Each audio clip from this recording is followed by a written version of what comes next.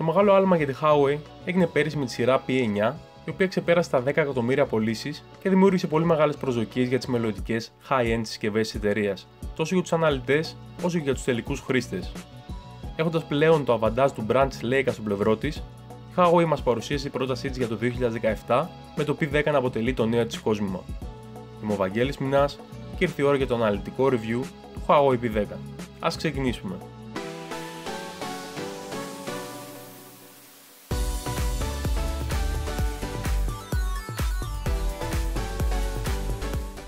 Ξεκινώντας από τα βασικά, το P10 είναι μία από τις πιο στιβαρές και πολυτελείς συσκευές που έχω πιάσει στα χέρια μου. Ο σχεδιασμός φέρνει στα πρότυπα του περσινού P9, αλλά εμφανώς είχε αντλήσει έμπνευση και από το iPhone 7. Η Huawei επέλεξε στρογγυλεμένο σχήμα για το πλαίσιο του P10, αλλά επίσης βελτίωσε τη ζώνη της κεραίας. Πλέον η πάνω λωρίδα τρέχει πάνω από την κάμερα, ενώ η κάτω ακολουθεί το πλαίσιο χωρίς να χαλάει το design.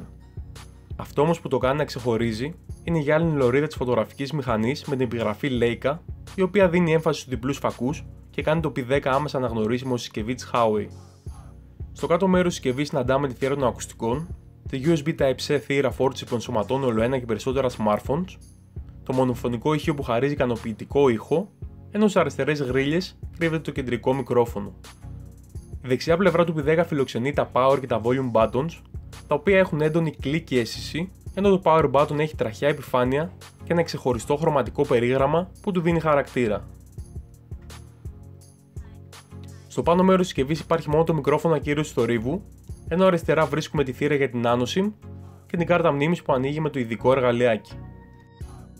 Το Huawei P10 έρχεται με ελαφρώς μικρότερη οθόνη 5,1 inch έναντι το 5,2 του προκατόχου του, ανάλυσης 1080p, η οποία προστατεύεται από Gorilla Glass 5, ενώ και το γυαλί είναι τύπου 2,5D, που σημαίνει ότι έχει καμπυλωτό τελείωμα. Η τεχνολογία της είναι IPS νέο LCD με άριστες γωνίες θέασης, υψηλή φωτεινότητα και βαθύ μαύρο. Εδώ το αρνητικό που βρήκα είναι ότι η αναπαραγωγή χρώματος δεν είναι και τόσο ακριβής, μιας και η εταιρεία επέλεξε πιο κορεσμένα χρώματα, τα οποία όμως είναι πιο ωραία στο μάτι. Επιπλέον, κάτω από την οθόνη βρίσκεται το Multifunctional Home Button, το οποίο ενσωματώνει ένα αισθητήρα ανάγνωσης δαχτυλικών αποτυπωμάτων, ο οποίος είναι ίσως ο πιο γρήγορος αγοράς και επίσης εκτελεί τις λειτουργίες πλοήγησης. Έτσι, αν κάνουμε ένα γρήγορο άγγιγμα πάνω του, έχουμε το πλήκτρο Back. Αν κάνουμε ένα πιο παρατεταμένο άγγιγμα, έχουμε το Home, ενώ αν κάνουμε swipe αριστερά ή δεξιά, ανοίγουν τα Recent Apps. Απαιτείται λίγος χρόνος για να το συνηθίσει κανείς, αλλά όσοι δεν βολεύεστε, μπορείτε να ενεργοποιήσετε τα κλασικά navigation buttons του Android μέσα από τις ρυθμίσεις. Στον τομέα των επιδόσεων, το Huawei P10 παίρνει άριστα, μιας και εξοπλίζεται με ένα από τα πιο δυνατά chipset της αγοράς, το οποίο αποτελείται από έναν οκταπύρινο επεξεργαστή με 4 πυρήνες Cortex A73 χρονισμένους στα 2,4 GHz, 4 πυρήνες Cortex A53 χρονισμένους στα 1,8 και την οκταπύρινη Mali G71, η οποία αναλαμβάνει τα γραφικά. Αυτά σε συνδυασμό με τα 4 GB της μνήμης RAM σας δίνουν τη δυνατότητα να παίξετε ακόμα και τα πιο απαιτητικά και βαριά παιχνίδια χωρίς κανένα πρόβλημα. Όσον αφορά τα 64 GB μνήμης, η Huawei αποφάσισε να κάνει το εξής παράδοξο. Επέλεξε να εξοπλίσει την ναυαρχίδα της με διαφορετικής τεχνολογίας και απόδοσης τύπους εσωτερικής μνήμης, από eMMC 5,1 που είναι και πιο αργή, έως και UFS 2,1 που είναι 3 φορές πιο γρήγορη, χωρίς κάποια αναφορά σε αυτό. Έτσι λοιπόν η αγορά του P10 είναι ένα λαχείο όσον αφορά το τύπο του εσωτερικού χώρου. Όσοι από εσάς είστε κάτοχοι και θέλετε να μάθετε πώς να τσεκάρετε ποια έκδοση μνήμης έχει η συσκευή σας, θα βρείτε το link ενός βίντεο οδηγού στην περιγραφή αυτού του βίντεο. Παρά το σχετικό μικρό μέγεθος του Huawei P10, στο εσωτερικό του βρίσκεται μια μπαταρία χωρητικότητας 3200 mAh, η οποία μπορεί να καλύψει με σχετική άνεση τις ενεργειακές απαιτήσεις του κορυφαίου hardware της συσκευής και ανάλογα με τη χρήση να προσφέρει και τους αντίστοιχους χρόνους αναμονής και λειτουργίας. Ενδεικτικά 5,5 ώρες screen on time είναι ένα συνηθισμένο νούμερο, το οποίο μεταφράζεται σε 1,5 με 2 μέρες χρήσης. Επιπλέον υπάρχουν 3 διαθέσιμα battery modes, ένα κανονικό, ένα power saving που περιορίζει τη δραστηριότητα στο background και την ισχύ του επεξεργαστή και ένα ultra power saving mode που βάζει τη συσκευή σε κατάσταση έκτακτης ανάγκης με υποστήριξη μόνο για τηλεφωνικές κλήσεις και SMS. Παράλληλα, ο ταχυφορτιστής μπορεί να γεμίσει την μισή μπαταρία του P10 σε μόλις 30 λεπτά, ενώ για την πλήρη φόρτιση χρειάζονται περίπου 100 λεπτά. Στο κομμάτι του software, η συσκευή έρχεται με εγκατεστημένο Android 7 και την έκδοση 5,1 του Emotion UI, το οποίο, όπως υπόσχεται η εταιρεία, χάρη στον αλγόριθμο Ultra Memory, μαθαίνει από τις συνήθειές μας και επιταχύνει την κίνηση των εφαρμογών, κρατώντας στη μνήμη αυτές που θεωρούνται σημαντικές, ενώ ο νέος driver Ultra Response επιτρέπει την ταχύτερη απόκριση αφής, μαθαίνοντας και προβλέποντας τη συμπεριφορά των δαχτύλων μας.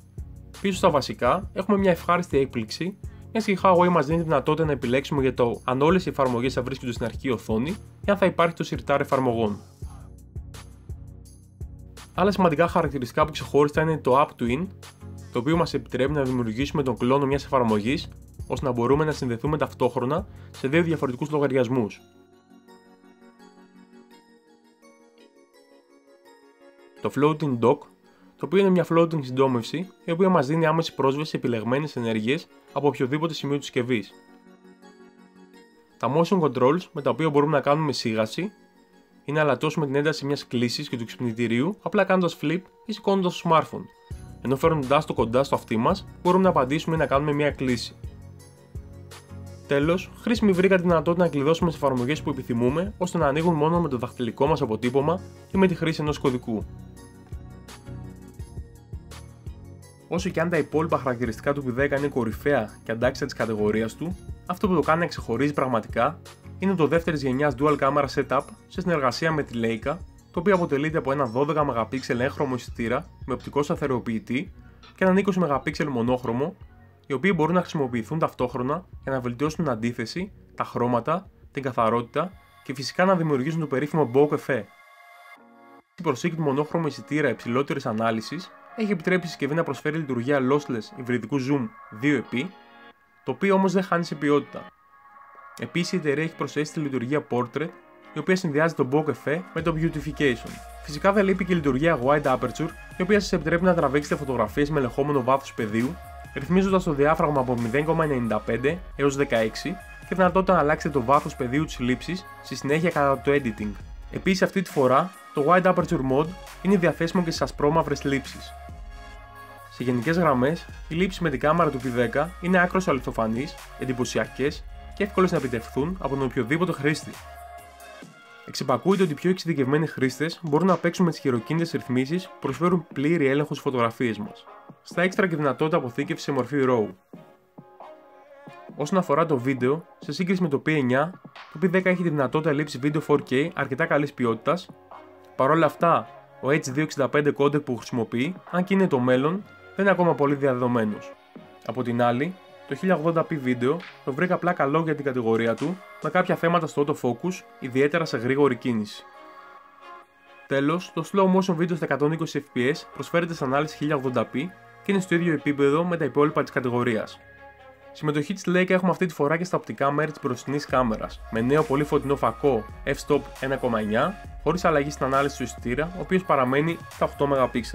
Εδώ συναντάμε ξανά τη λειτουργία portrait, η οποία δεν μπορώ να πω ότι λειτουργεί και τόσο καλά, με τον bokeh effect να τρώει πολλές φορές μέρος του κεφαλιού μας. Συνοψίζοντας, το P10 είναι το καλύτερο τηλέφωνο της κινεζικής εταιρείας μέχρι σήμερα. Έχει εξαιρετική ποιότητα κατασκευής, δυνατές επιδόσεις, διαθέτει εξαιρετική κάμερα στο πίσω μέρος και ένα πολύ γρήγορο αισθητήρα δαχτυλικών αποτυπωμάτων στο μπροστινό μέρος. Εάν είχε κυκλοφορήσει το 2016, θα ήταν ένα από τα καλύτερα τηλέφωνα του έτους χωρίς αμφιβολία. Αλλά το 2017 η αγορά έχει αλλάξει. Δεν έχουμε μόνο μία, αλλά αρκετές ναυαρχίδες που κυκλοφόρησαν με bezel-less design, έχοντας αλλάξει αυτά που περιμένουμε από ένα κορυφαίο smartphone με υψηλή τιμή. Παρ' όλα αυτά, το Huawei P10 είναι ένα υπέροχο τηλέφωνο με business σχεδιασμό, το οποίο θα ικανοποιήσει τους κατόχους του, απλώς δεν είναι ξεχωριστό. Ποια είναι η γνώμη σας για το P10, θα το επιλέγατε έναντι των άλλων ναυαρχίδων?